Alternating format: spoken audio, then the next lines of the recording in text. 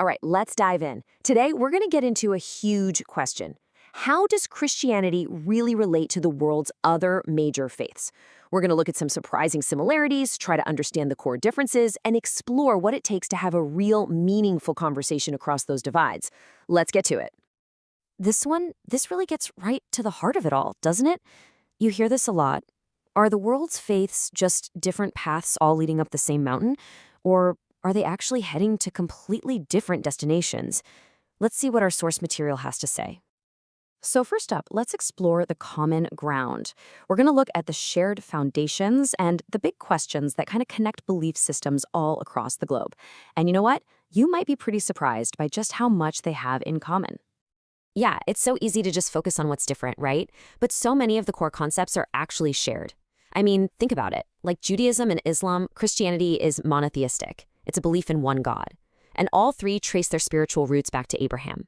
But the common threads keep going: a belief in divine revelation, some form of life after death, sacred books, and the importance of community.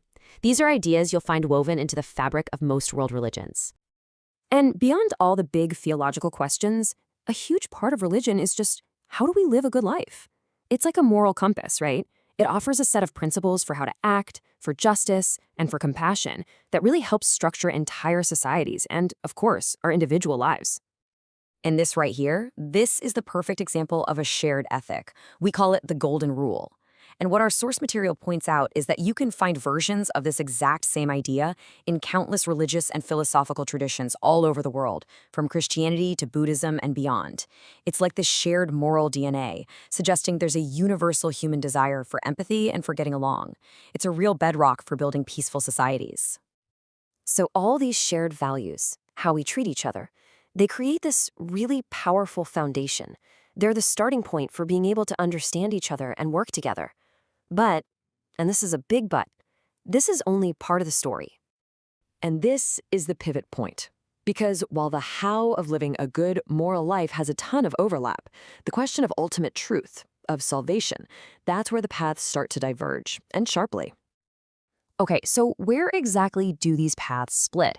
In this next part, we're going to dig into the central claims that our source material identifies as being really unique to Christian theology. Now, this is probably the biggest, most fundamental difference of all.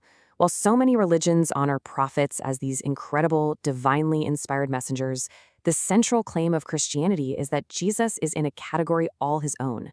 He's not just a messenger from God, but is God himself in human form, the Son of God. And that belief?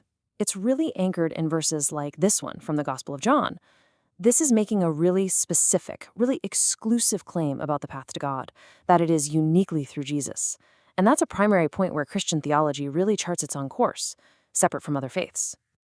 All right, another totally unique concept here is the Trinity. Our source material makes it clear that the Christian understanding of one God is three distinct but co-equal persons, the Father, the Son, and the Holy Spirit, is a framework that's completely different from the strict monotheism you'd find in faiths like Judaism and Islam. And it's not just about the nature of God. The ultimate goal, the so what of it all, is also very different. For instance, the source material contrasts the Christian concept of salvation, which is seen as a gift of grace you get through faith in Jesus, with ideas in other traditions, like, say, breaking the cycle of reincarnation through karma to reach enlightenment in Hinduism or Buddhism. So, okay, we've got all these profound, deeply held differences. What do you do with that? How do you even begin to move forward? Well, the final part of our explainer is going to focus on just that: how to navigate these differences with respect and start building some bridges.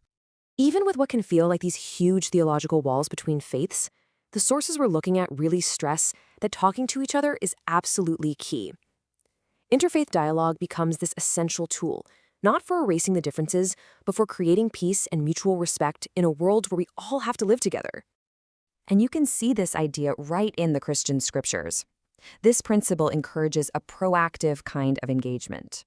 So the idea isn't to just retreat into your own corner, but to actively go out and seek peaceful relationships and conversations, even with people who believe very different things than you do. And here's kind of a roadmap for what that actually looks like in practice. It starts with a real commitment to peace.